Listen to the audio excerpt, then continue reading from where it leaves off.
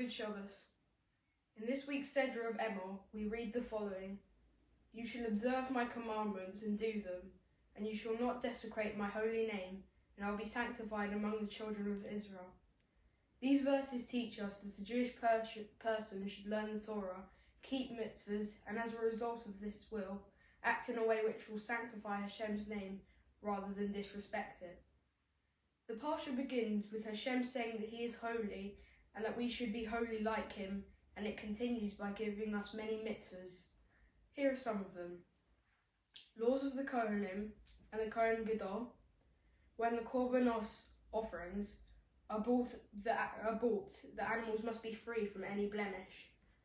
We must ensure to make a Kiddush Hashem.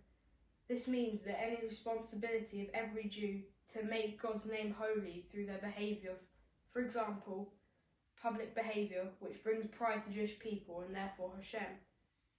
In public, we should act in a kind and honest manner, being aware that we are both in the presence of others and of course Hashem. Emor begins with the special sanctity of the Kohen, and even the higher sanctity of the Kohen Gadol, and tells us that the Kohen must always be careful to remain tahor, pure, so he can serve in the holy temple. While the next Chagim might not be for a few weeks, Emor talks about the special times of year in the Jewish calendar. Emor discusses the mitzvahs of observing Shabbos. For 6 days we do not work, on the seventh we do work, and the seventh day is a day of rest.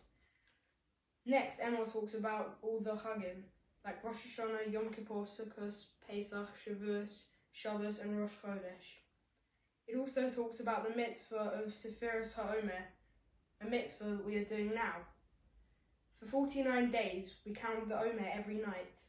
We started counting on Pesach, and when we finish counting, it will be the next Chag, Shavuos. Emor talks about 2 parts of the service that must be performed in the Beis HaMikdash, namely the lighting of the menorah and the placing of the cholas on the table. The Sedra ends by telling us about somebody who cursed Hashem. Moses asked Hashem what his punishment should be, and he said that he must be killed.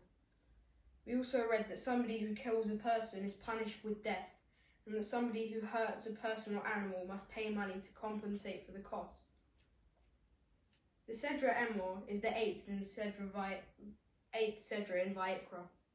It is 124 verses, 1,614 words, and 6,106 letters.